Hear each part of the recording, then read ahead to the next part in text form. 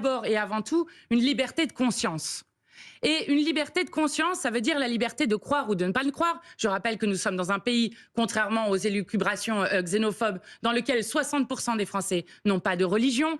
Eh bien, la laïcité est une liberté. Et moi, j'aimerais qu'on le remette tel que c'est et qu'elle ne soit pas instrumentalisée. Parce que vous, cette la liberté. laïcité, vous êtes pour quand ça concerne les musulmans, vous êtes contre quand ça concerne les catholiques. En fait, vous voyez, c'est tout à fait révélateur parce qu'en fait, Madame Panot est incapable de vous dire aujourd'hui et d'accepter qu'aujourd'hui, s'il y a une offensive contre la laïcité à l'école, je suis désolée de vous dire, elle vient pas des bouddhistes ou même des catholiques, elle vient d'abord et avant tout d'une partie des élèves musulmans dans le pays. Et que les services de renseignement eux-mêmes, d'ailleurs, expliquent que ce ne sont pas simplement des actes isolés venant d'une petite révolution d'adolescents, mais véritablement des offensives qui sont organisées et le plus souvent d'ailleurs fomentées et accompagnées par des réseaux islamistes dans le pays qui mettent à l'épreuve aujourd'hui la solidité justement de nos valeurs laïques au sein de l'école.